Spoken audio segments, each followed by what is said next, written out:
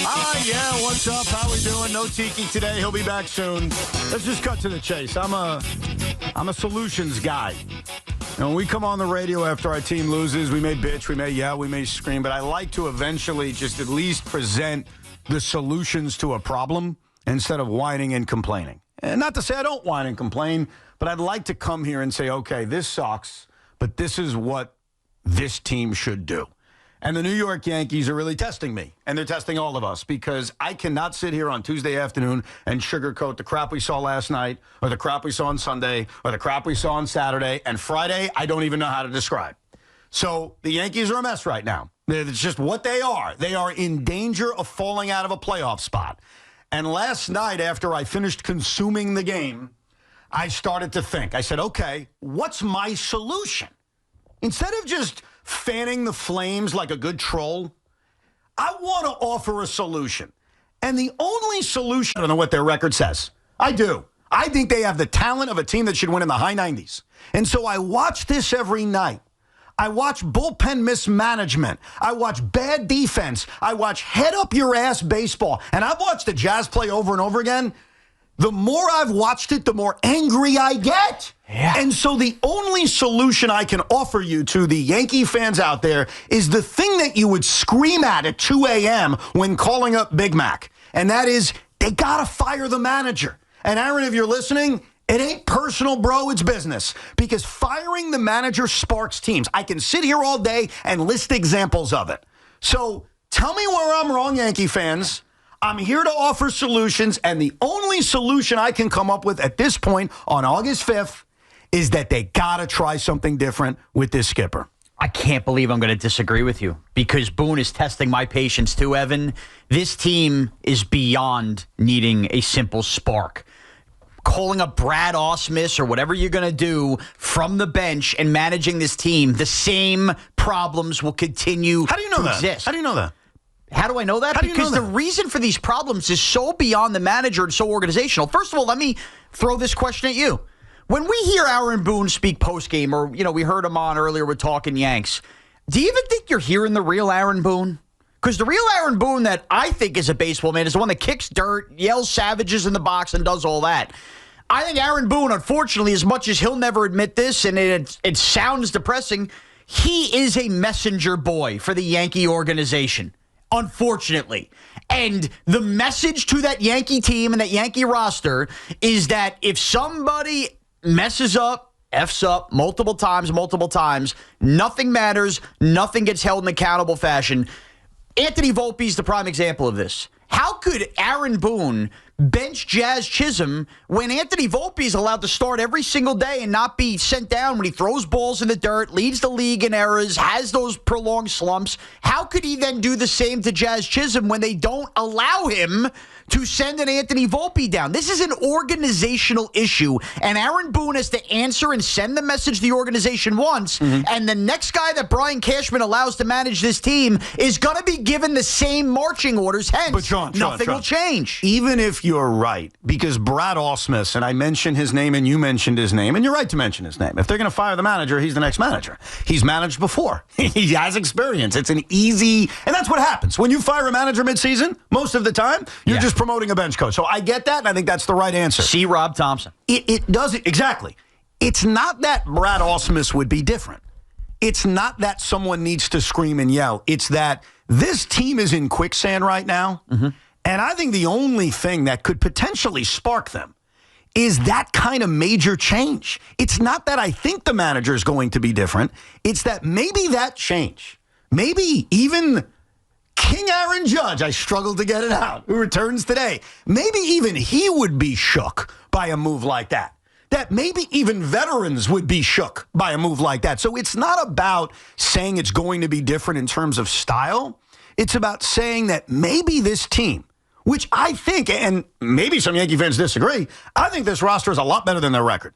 I'm sorry. This is a 97-win team, in my opinion. It's still poorly constructed. Well, it's not perfect, but it's a 97-win team in my mind. You could talk about partly constructed all you want. They're better than their record.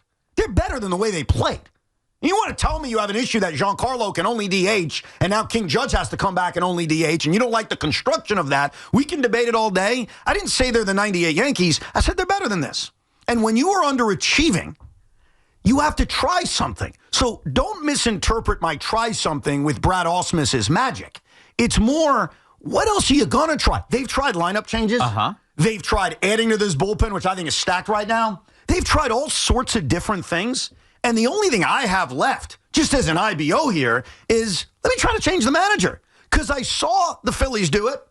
I saw the Astros do it in 04. They didn't get to the World Series, but bringing in Phil Garner changed things. I saw the Marlins do it. I'll even argue I saw the Mets do it. And I love you, Willie, but the Mets got sparked when they fired Willie Randolph. We don't like to talk about that. We don't mention that because they missed the playoffs.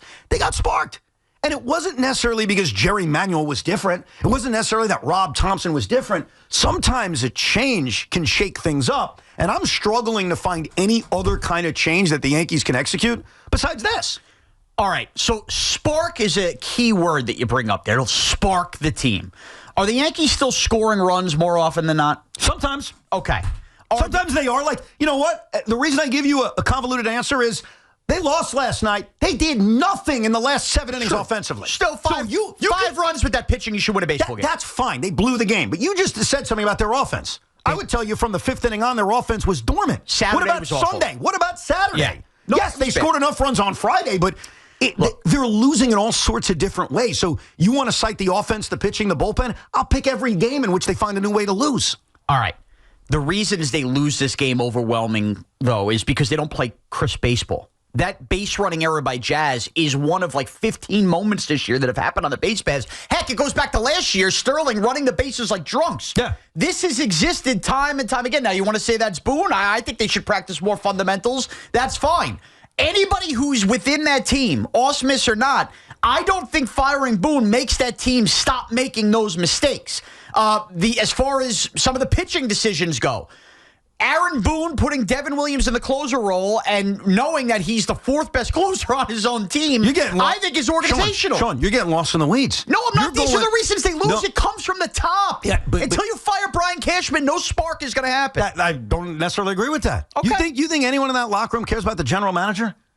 No, but the general manager manages the teams. Let's just say it. And guess what? The general manager, in my opinion, built a team that's better than what we're seeing on the field. So you want to say I'm taking a paycheck from Brian Cashman? Fine. I actually think he did a good job. The same general manager who just gave away a top 10 prospect for a guy who had to be sent down to the minors 4 days later. Stop. And the same general manager that would have sent down another guy they traded at the deadline for Aaron Judge today, if not for an Austin Slater. That's ridiculous. So you're saying two of his 4 acquisitions would have been in the minor leagues today from 5 days ago. That's not on the GM? No. First of all, you're judging Jake Bird on 5 minutes.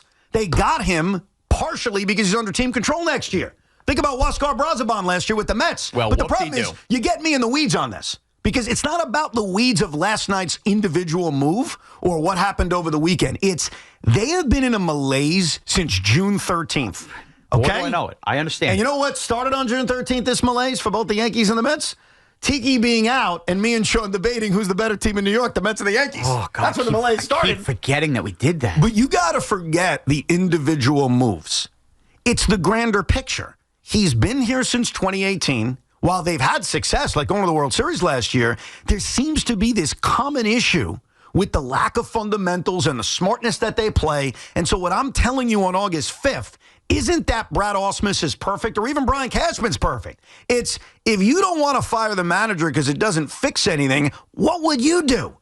Because other than I fire the real manager. They're not doing that in the middle of all. It's not making a difference. Exactly. They're not doing it. They're not firing Boone either. So we're doing hypotheticals. But I think it makes more sense. I do. I think it does. And I can see it. Now, Cashman hasn't done this as Yankee GM, but go through baseball history. Good teams that underachieve, I'm typically with you. Spark their team by firing their manager. I'm with you typically. I think the Yankees are a different situation. Why? Because, first of all, from the post-World Series era to 2018, that Girardi run had a lot of mishaps. I mean, we look gloriously back at Joe Girardi. The common thread is the Yankees started to be a team that was managed from an organizational standpoint. You want to say A spark means what? A spark to fix a team means the Yankees suddenly wake up and stop playing sloppy baseball. I don't believe they're going to wake up and stop playing sloppy baseball. They all of a sudden woke up and started playing sloppy baseball because for the first 2 months, they didn't play like this. But they've done this all under the first 2 months last year, too. It's something that clicks with this team. You want to call it a Boone problem? I don't even love Aaron Boone, the manager, but I don't even believe we hear the real Aaron Boone. Until you fire Brian Cashman, firing the manager is not going to spark a team like it did the Phillies. Firing the manager is useless because, unfortunately, he'll take this as a slight. He's not even the real manager. First of all, he is. Like, you think last night's bullpen decisions are on Brian Cashman? Is that what you think? I believe Brian Cashman has dictated who the closer of this team is. I don't believe that. And I know this has been stated over and over again for the last few years, like Aaron Boone doesn't make decisions. There's more input from the front office, no question about it. But ultimately, he's deciding who the closer is. He decided to stick with Devin Williams. He also pretty much closed the door on Devin being the closer last night because his words after the game and even today are, we'll talk about it. Well, we'll talk about it means he ain't going to be the closer anymore. Or we'll talk about it means he's going back to the guy who told him that was his closer and telling him, I can't do this anymore. It's my job. I don't necessarily believe that. As more hands-on as front offices are, and they certainly are, I don't believe this fictitious story that a lot of people have created that basically Aaron Boone's getting phone calls in the middle of games coming from the general manager. I don't buy it. Now, if you buy that, fine. You think this lifelong baseball guy doesn't understand fundamentals or wouldn't be willing to send an Anthony Volpe down and wake the team up? Well, first of all, the general manager's always made that decision on who's on the roster or not. Exactly. That's not a new thing. Exactly. And that's not why you don't think if Boone had his preference, Volpe would have been sent down a long time ago? That started it. But you can't bench anybody when Anthony Volpe has to be trotted out there every night. That's one individual thing. I'm talking about... It's a trickle-down, dude. I'm talking about overall the underachievement of this roster, which is better than obviously you think it is. I think that, I look at this roster, I say they should win 97 games. They should be better than this. And they've been underachieving for months. And so I'm not opposed at the end of the season to saying, hey, let's reevaluate the whole bad boy and maybe Cashman is gone. I'm talking about August 5th. August 5th, firing the general manager just gives you blood. It doesn't do anything. Firing the manager can work because there's millions of examples of it. And I don't know what else they can do. Like, they're in quicksand right now. And they're losing games in brutal fashions night in and night out. And it doesn't mean it is Aaron's fault. It means I got to try something. If I am the Yankees, if I'm in Brian Cashman's seat, what I'm deciding on this day is I'm not going down without a fight. I went out and traded for bullpen arms. And by the way, last night, at least Bednar and Doval looked pretty damn good. Yes, they did. And I believe those are good moves. So I have to try something instead of letting this team sink. And they're sinking. Because the other thing that's going on, and Aaron acknowledged this, is, hey, maybe Friday got to them. Well, what do you think Monday did? They were 2 outs away from winning, and this fat, out-of-shape, overpaid bum hit a game-tying home run. By the way, when I say fat, out-of-shape bum, those aren't my words. That was the Yankee broadcast team. In fact, would you like to hear a little dig we put together? Sure. So last night, as you guys may recall, the Yankees are 2 outs away from winning, and here comes Joc Pederson. I present to you Ryan Ruocco, David Cohn, Susan Waldman, all describing Joc Pederson before he hit the game-tying home run. Hitting 126, 2 homers, 6 ribbies all year. He's just having... He missed 2 months of the season. He had a broken hand. You can see the physique definitely has evolved for Joc. Yeah, he's just had an awful year. He's hitting 126. Stunning. Those numbers are absolutely stunning from Joc Pederson, who signed a 2-year, $20 million deal to come over here. Hitting a $126. And here is Joc Pederson, who has really struggled. His pitch swing on, fly ball deep right. Tie ball game.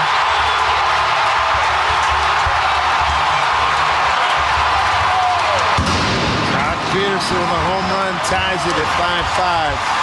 I just want to make it clear. I didn't call him fat. That was Ryan Ruocco. Yeah. When he talked about his body changing. He really filled out that uniform. So that's not on Aaron Boone, unless you didn't want to go to Devin Williams in the 9th inning, which I'm sure a lot of Yankee fans didn't want to do. But when you continue to suffer backbreaking loss after backbreaking loss, and last night is almost on the same level as Friday, you worry if a team can handle that.